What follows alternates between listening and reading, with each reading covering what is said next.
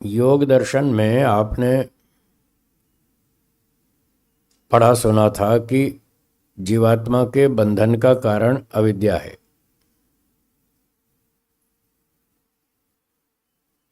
अविद्या का मतलब मिथ्या ज्ञान। अब यहां इस सूत्र में भी अविद्या शब्द है। वहां तो कहा था अविद्या बंधन का कारण है, और यहां मना कर रहे हैं न अविद्या। तो अविद्या भी बंधन का कारण नहीं है। तो यहां ऐसा नहीं समझना चाहिए कि सांख्य और योग में टकराव है। टकराव कुछ नहीं है, कोई विरोध नहीं है।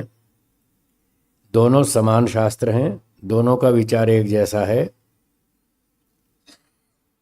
तो जिसे अविद्या अर्थात मिथ्या ज्ञान योग दर्शन में बताया था,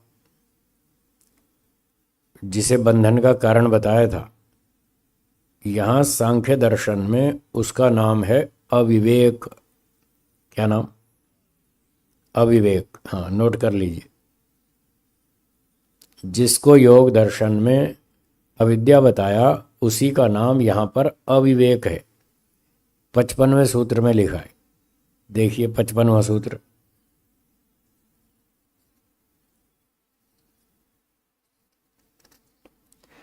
तद योगो अपि अविवेकात् न समानत्वम, ये सूत्र है।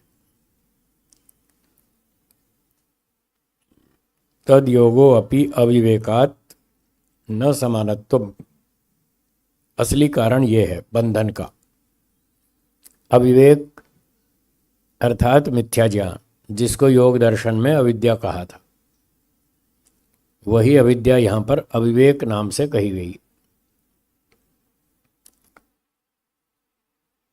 इसलिए योग और सांख्य में कोई टकराव नहीं है, कोई विरोध नहीं है। दोनों समान शास्त्र हैं, दोनों का विचार एक ही है। अब फिर इस 20वें सूत्र में अविद्या का विरोध क्यों कर रहे हैं कि अविद्या भी बंधन का कारण नहीं है। यहां अविद्या शब्द का कुछ और तात्पर्य है। सूत्रों के प्रसंग को देखने से यह पता चलता है कि यहां पर अविद्या का अर्थ है एक ऐसी वस्तु जिसकी सत्ता भी नहीं है, असत्ता भी नहीं है। ऐसी अजीब सी वस्तु, विचित्र वस्तु, इसको बोलते हैं अनिर्वचनीय। क्या बोलेंगे? अनिर्वचनीय, जिसका निर्वचन न किया जा सके, जिसको ठीक से हम कह ही नहीं सकते, ऐसी है वो अविद्या। उसकी सत्ता भी नहीं है और अभाव भी नहीं है। बताओ, ऐसी कोई चीज होती है क्या? ऐसी तो कोई होती ही नहीं। इसलिए इन लोगों ने इसका नाम अनिर्वचनीय रख दिया, जिसकी व्याख्या नहीं की जा सके। तो ये व्यर्थ की बात है। ये विचार पूर्व पक्षी का है कि अविद्या जो जिसकी सत्ता भी नहीं है और असत्ता भी नहीं है, वो जीवात्मा के बंधन का कारण है। यह है पूर्व पक्ष। सूत्र में इसका खंडन किया और निषेध कर दिया। न अविद्या, तो ऐसी अविद्या बंधन का कारण नहीं है। क्यों? अवस्तुना बंध अयोगात, ऐसी कोई वस्तु होती ही नहीं जिसकी सत्ता भी ना हो, असत्ता भी ना हो। ऐसी तो कोई वस्तु होती ही नहीं। तो जब ऐसी कोई वस्तु है ही नहीं, या तो उसकी सत्ता होगी या असत्ता होगी, दो में से कुछ तो होना चाहिए। तो ऐसी कोई वस्तु नहीं होती जिसकी सत्ता भी ना हो और असत्ता भी ना हो। इसलिए सूत्रकार कह रहे हैं अवस्तुना, ऐसी कोई वस्तु नहीं होती, ये तो अवस्तु है। अवस्तुना बंध अयोगात, उससे बंधन होना संभव नहीं है। जो वस्तु ही नहीं है वो क्या बांधेगी? अच्छा देखिए, मैं आपकी तरफ एक रस्सी फेंकता हूं आपको बांधने के लिए। ये गई, कुछ आई रस्सी? क्या ये जो मैंने फेंकी ये बांध लेगी आपको? नहीं बांध पाएगी ना। जब कुछ है ही नहीं तो बांधेगा क्या? असली रस्सी हो, जिसकी सत्ता हो, वो तो ठीक है, आपको बांध भी सकती है। तो जब कुछ है ही नहीं तो वो क्या बांधेगा। इसलिए ये जो अविद्या बताई जा रही है, जिसकी सत्ता भी नहीं है असत्ता भी नहीं है, ऐसी कोई चीज़ होती ही नहीं, तो ये क्या बांधेगी, नहीं बांध सकती। इसलिए सिद्धांती ने यहाँ खंडन किया कि ऐसी कोई वस्तु बांध नहीं सकती जिसकी सत्ता भी ना हो और असत्ता भी ना हो। ये तो मूर्खता की बात है, फालतू की बात, ये विचार ठीक नहीं है। क्लियर? बोलिए। हाँ, ये तो कल्पना है, काल्पनिक है। तो काल्पनिक वस्तु से तो जीवन नहीं चलता ना। आप कल्पना कर लो, मैंने आपको 5 लाख रुपए दे दिए, कल्पना कर लो, तो आपकी जेब में 5 लाख आ जाएंगे। फिर कल्पना से जीवन थोड़ी चलता है। वास्तविकता होनी चाहिए, और ये वस्तु है ही नहीं, कल्पना है ये तो। इसलिए ऐसी कोई काल्पनिक वस्तु नहीं बांध सकती, वह बंधन का कारण नहीं हो सकती। ये बात बताई, ठीक है।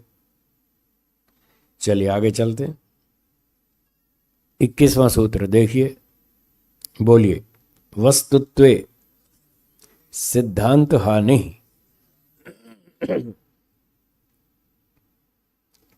पूर्व पक्षी ने कहा इसको आप वस्तु मान लो, जैसे हम बता रहे हैं जिसकी सत्ता भी नहीं है असत्ता भी नहीं है, ऐसी भी एक वस्तु मान लो, क्या दिक्कत, मान लो।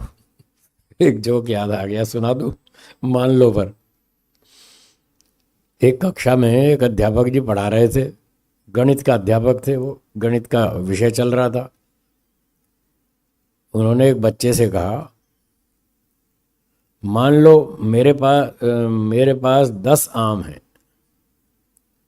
तो बच्चे ने कहा क्यों मान लो, है ही नहीं जब मैं क्यों मान लूं। आपके पास एक भी आम नहीं दिख रहा, तो मैं क्यों मान लूं। बोला कोई बात नहीं, मान लो, गणित में ऐसे ही चलता है, मान लो। एक्स इज इक्वल टू इतना इतना, ऐसे मान लेते हैं ना। एक्स की कीमत है 10, तो गणित में जो बात सुलझाई जाती है समझाई जाती है उसमें मान लो पर चलता है। तो बच्चे पे दबाव डाला टीचर ने, तो उसने कहा अच्छा चलो मान लेते हैं। हाँ, मान लो मेरे पास 10 आम हैं और मैंने आपको 2 आम दे दिए, अब बताओ कितने बचे। बोला 20। अरे 10 आम थे, 2 मैंने आपको दिए, तो मेरे पास कितने बचे। बच्चे ने कहा 20 बचे। तो टीचर ने कहा 20 कैसे बचे। उसने कहा मान लो। सिर्फ मुझे ही मानना है कि आप नहीं मान सकते। आप भी मान लो। 20 बच गए। तो ये तो एक जोक था, मुझे याद आ गया, मान लो पर। तो जैसे ये मान लो की बात चल रही थी, तो सूत्र में पूर्व पक्षी कह रहा है मान लो ऐसी भी कोई वस्तु होती है, थोड़ी देर के लिए मान लो, जिसकी सत्ता भी नहीं और असत्ता भी नहीं, ऐसी मान लो। तो सिद्धांति ने कहा ऐसे नहीं मान सकते, वो चीज़ मान सकते हैं जो अकल से समझ में तो आवे, कम से कम भाई बुद्धि से समझ में तो आनी चाहिए कि हाँ ऐसी चीज़ हो सकती है, तो मान भी लें। अब आप जो बात कर रहे हैं तो बुद्धि में बैठती ही नहीं, तो इसको कैसे मान लें। जिसकी सत्ता भी नहीं असत्ता भी नहीं, ऐसी वस्तु नहीं मानी जा सकती। पूर्व पक्षी ने कहा मान लो। सिद्धांति ने कहा अच्छा चलो, यदि थोड़ी देर के लिए मान भी लें कि ऐसी भी कोई चीज़ है जिसकी सत्ता भी नहीं और असत्ता भी नहीं, तो क्या परेशानी आएगी, सिद्धांत हानि, ये समस्या आएगी। अगर ऐसी वस्तु मान लें जिसकी सत्ता भी ना हो और असत्ता भी ना हो, जो सिर्फ कल्पना हो, काल्पनिक हो, तो दार्शनिक सिद्धांत की हानि हो जाएगी। दर्शन शास्त्र में ऐसी कोई वस्तु स्वीकार नहीं की जाती जो सिर्फ कल्पना हो। जो सिर्फ कल्पना हो, ऐसी चीज कोई सिद्धांत रूप में नहीं मानी जाती दर्शनों में, वेदों में, क्योंकि यहाँ तो बुद्धिमत्ता के सिद्धांत है, तो ये तो बुद्धिमत्ता से बाहर है, ऐसे कैसे मान लें। तो इसलिए दार्शनिक सिद्धांत की हानि होती है, ये बात उचित नहीं है, इसलिए हम नहीं मान सकते। और फिर भी आप हट करते हैं, मान लो, तो चलो मान लेते हैं, फिर देखना क्या समस्या आएगी। एक और समस्या आएगी, वो व्यवहारिक समस्या ही आएगी। अगला सूत्र 22वां देखिए, बोलिए। विजातीय द्वैत आपत्तिश्च।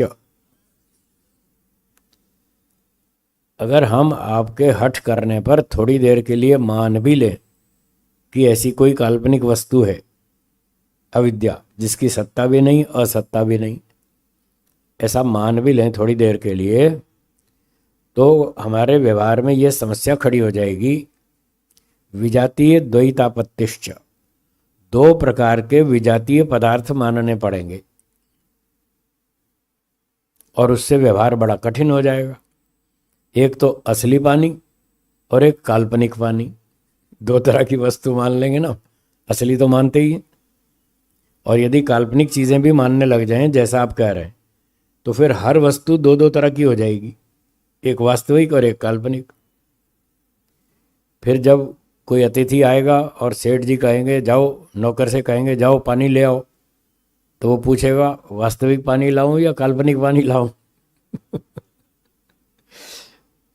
फिर सेठ जी कहेंगे जाओ अतिथि के लिए नाश्ता लेकर आओ, तो नौकर पूछेगा असली नाश्ता लाऊं या काल्पनिक नाश्ता लाऊं। हर जगह मुसीबत हो जाएगी। तो ऐसे तो व्यवहार नहीं चलेगा ना। तो दो प्रकार के विजातीय पदार्थ, विरुद्ध जाति वाले, एक वास्तविक एक काल्पनिक, ये दो हैं विजातीय। तो हर जगह दो दो पदार्थ मानने पड़ेंगे। एक व्यक्ति कहेगा आज मैं कार खरीद कर आया हूं, तो पूछने वाला पूछेगा असली कार खरीदी या काल्पनिक खरीदी। हर जगह समस्या खड़ी हो जाएगी। फिर कोई कहेगा मैं 2000 रुपये दान देता हूँ संस्था को, बहुत अच्छा काम कर रही है। फिर संस्था वाले पूछेंगे असली वाला दे रहे हो कि काल्पनिक वाला दान दे रहे हो, कौन सा दे रहे हो। हर जगह समस्या खड़ी हो जाएगी ना। इसलिए ऐसी बात नहीं मानी जा सकती। दार्शनिक सिद्धांत कहता है जो वास्तविक है बस वही मानेंगे, काल्पनिक वाला नहीं मानेंगे। हर कदम कदम पे संशय खड़ा होगा, जगह जगह भ्रांति हो जाएगी। इसलिए ये आपकी कल्पना गलत है। ऐसी कोई वस्तु नहीं होती जिसकी सत्ता भी ना हो असत्ता भी ना हो। ऐसी अविद्या नाम की कोई चीज़ नहीं है, उसको छोड़ दो। और जब कोई ऐसी वस्तु ही नहीं है तो फिर क्या बांधेगी? वो बंधन का कारण भी नहीं हो सकती, उसमें बांधने की कोई क्षमता ही नहीं है।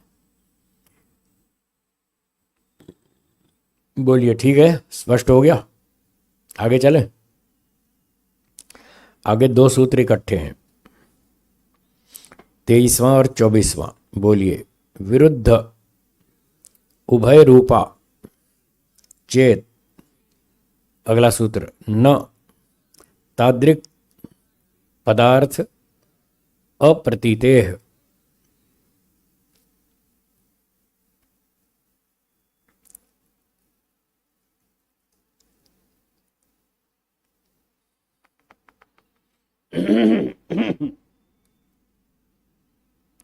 सिद्धांति कह रहा है यदि चेत, यदि पूर्व पक्षी से पूछ रहा है, यदि आप ऐसा कह रहे हैं कि ये विरुद्ध उभय रूपा, दो विरोधी स्वरूप वाली वस्तु अविद्या, विरोधी स्वरूप, सत्ता भी नहीं है असत्ता भी नहीं है, ये दो विरोधी हो गए। विरुद्ध उभय रूपा, दो प्रकार का विरोधी स्वरूप है जिसका सत्ता भी नहीं है असत्ता भी नहीं है। यदि आप ऐसी वस्तु मानने को कहेंगे और आप कहेंगे नहीं नहीं ऐसा मान लो, तो सिद्धांती अपनी ओर से कहता है अगले सूत्र में, न ऐसी वस्तु नहीं मानी जा सकती। क्यों नहीं मानी जा सकती? तादृक् पदार्थ अप्रतीते, इस तरह का कोई भी पदार्थ प्रमाणों से सिद्ध नहीं होता, जिसकी सत्ता भी ना हो असत्ता भी ना हो। ऐसा तो कोई पदार्थ प्रमाण से सिद्ध होता नहीं। प्रमाणों से या तो ऐसी चीज़ें सिद्ध होती हैं जिनकी सत्ता है, या ऐसी भी सिद्ध होती हैं जिनकी सत्ता नहीं है। एक स्वरूप वाली सिद्ध होती है, दो विरुद्ध स्वरूप वाली कोई वस्तु सिद्ध नहीं होती प्रमाण से। जैसे यहाँ इस सत्संग हॉल में कुछ कुर्सियां रखी हैं, हाँ या ना? इन कुर्सियों पर कुछ श्रोता बैठे हैं, हाँ या ना? ये आपने मान लिया। क्यों मान लिया? क्योंकि प्रत्यक्ष प्रमाण से सिद्ध है। आंख से दिख रही हैं कुर्सियां और मनुष्य भी दिख रहे हैं। कुर्सियों पर कुछ मनुष्य बैठे हैं, वो कक्षा का लाभ ले रहे हैं, विद्या पढ़ रहे हैं, कुछ सीख रहे हैं, कुछ समझ रहे हैं। तो ये बात प्रमाण से सिद्ध है, इसलिए हमें स्वीकार है। तो प्रमाण से एक तो वो चीजें सिद्ध होती हैं जिनकी सत्ता है। इन सब चीजों की सत्ता है तो ये सिद्ध हो रही हैं, समझ में आ रही हैं। और प्रमाण से ऐसी भी चीजें सिद्ध होती हैं जिनकी सत्ता ना हो, वो भी सिद्ध होती हैं। जैसे इस समय यहाँ इस हॉल में हाथी है क्या? है? नहीं है ना? देखो, हाथी की सत्ता नहीं है यहाँ पर, और ये भी प्रमाण से सिद्ध है। आपने आंख से देख लिया, पूरे हॉल में कहीं भी हाथी नहीं दिख रहा। अगर हाथी होता तो दिखता, जैसे कुर्सियां दिख रही हैं। तो प्रमाण दोनों चीजों को सिद्ध करता है, सत्तात्मक को भी, असत्तात्मक को भी। जो वस्तु सत्तात्मक है वो दिखेगी, प्रमाण से सिद्ध हो जाएगी, दिखेगी। और जो वस्तु नहीं है वो प्रमाण से सिद्ध नहीं होगी, वो नहीं दिखेगी। कुर्सियां हैं तो दिख रही हैं, अथवा यूं कहो कुर्सियां दिख रही हैं तो हैं। कुर्सियां प्रत्यक्ष प्रमाण से दिख रही हैं, इसलिए वो हैं। और हाथी प्रत्यक्ष प्रमाण से नहीं दिख रहा, इसलिए हाथी नहीं है।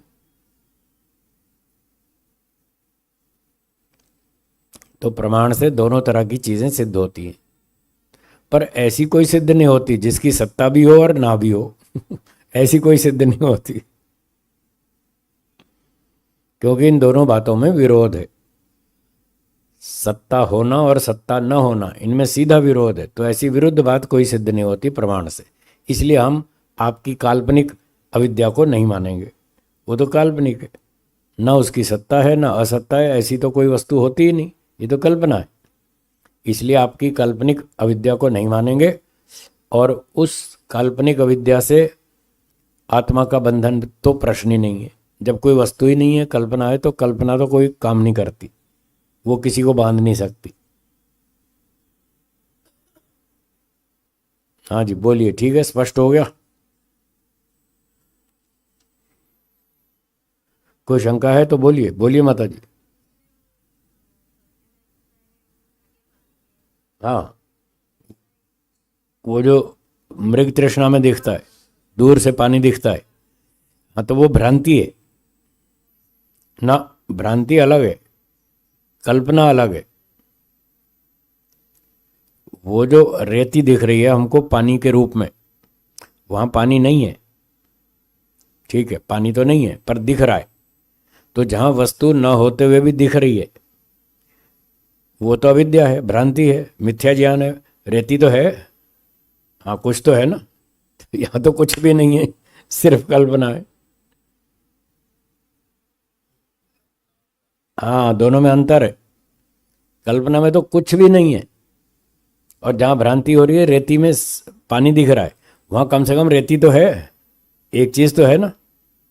अब रेती क्योंकि पानी से मिलती जुलती चीज है, इसलिए वहां बहुत जगह पर भ्रांति होती है या संशय हो जाता है। जहां दो चीजें मिलती जुलती सी हों, मिलती जुलती हों, वहां या तो भ्रांति भी हो सकती है, संशय भी हो सकता है। कभी कभी कोने में लाइट कम हो और आप देखें कोई गोल गोल चीज पड़ी है, तो कभी कभी तो भ्रांति हो जाती है ये सांप है, जबकि होता क्या है? रस्सी। यहाँ तो भ्रांति हो गई, रस्सी को आपने सांप मान लिया। और कभी कभी यहाँ संशय भी हो जाता है कि ये रस्सी है या सांप है, समझ में नहीं आ रहा। जब समझ में नहीं आए तो उसका नाम संशय। बोलिए क्या कहा? जब समझ में नहीं आए तो उसका नाम संशय। जब समझ में नहीं आ रहा ये रस्सी है या सांप, दो विचार हैं मन में, ये रस्सी है या सांप है, दो विचार हैं, और समझ में नहीं आ रहा कि दो में से क्या है, तो उसका नाम संशय। और जब आपने रस्सी को सांप मान लिया, स्वीकार कर लिया कि ये तो सांप है, जबकि सांप नहीं है रस्सी, और सांप आपने मान लिया, इसका नाम है भ्रांति। ये मिथ्या ज्ञान है, ये अविद्या है। तो जहां मिलती जुलती चीजें होती हैं वहां पर यह भ्रांति या संशय होता है।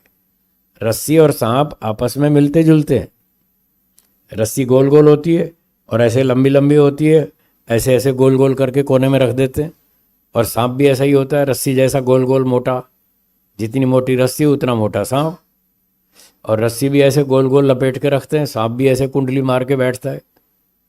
तो वहाँ सांप और रस्सी में साधर्म है, मिलता जुलता है, इसलिए वहाँ पर या तो भ्रांति होती है या संशय।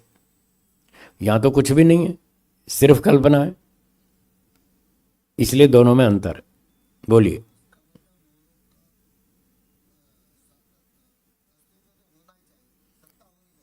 जो भी वस्तु होगी बांधने वाली, उसकी सत्ता तो होनी ही चाहिए। हाँ, गलत समझ लिया तो भ्रांति। हाँ, और सत्ता तो होनी चाहिए ना, फिर बाकी कल्पना। जिसकी सत्ता ही नहीं वो तो कल्पना है, जिसकी सत्ता ही नहीं है वो तो कल्पना है। ऐसी तो कोई वस्तु होती ही नहीं जिसकी सत्ता भी ना हो और असत्ता भी ना हो, ये तो कल्पना है, ऐसी कोई चीज़ नहीं होती। नमस्ते। ये सत्तात्मक है। हाँ, सत्ता है, राग की भी सत्ता है, द्वेष की भी सत्ता है, धर्म की अधर्म की सत्ता है। ये सारी सत्तात्मक चीज़ें हैं, ये काल्पनिक नहीं है। राग है, इसका क्या प्रमाण? जिससे राग है वो व्यक्ति खो गया, चला गया, नष्ट हो गया, मर गया, तब देखना धाड़े मार मार के रोएंगे। क्यों रो रहे हैं? राग है ना, तो राग की सत्ता है, तभी तो रो रहे हैं कि मेरा आदमी चला गया है, मेरा दोस्त चला गया, मेरा भाई चला गया, मेरी संपत्ति चली गई। संपत्ति में राग था, संपत्ति चोरी हो गई, तो फिर आपको दुख होगा, रोना धोना होगा। इसीलिए तो होगा कि उसकी सत्ता है। तो ऐसे ही राग की है, ऐसे द्वेष की है। ठीक है ना। तो ये जो अविद्या है ये तो काल्पनिक है, इसकी सत्ता भी नहीं है और असत्ता भी नहीं है, ये तो सिर्फ काल्पनिक है। बाकी चीज़ों की सत्ता है वो भी प्रमाण से सिद्ध हो रही हैं, और जिनकी असत्ता है वो भी प्रमाण से सिद्ध हो रही हैं। दोनों सिद्ध हो रही हैं प्रमाण से, तो जो सिद्ध हो रही है वो वस्तु मान लेंगे। सत्ता के रूप में सिद्ध हो रही है तो सत्तात्मक मान लेंगे, अभाव के रूप में सिद्ध हो रही है तो अभावात्मक मान लेंगे। इस समय हाथी का अभाव है, यहाँ हाथी नहीं है। अगर होता तो दिखता, जैसे कुर्सियां हैं तो दिख रही हैं, हाथी होता तो वो भी दिखता। बोलिए, ठीक है, स्पष्ट हो गया? नहीं बताता।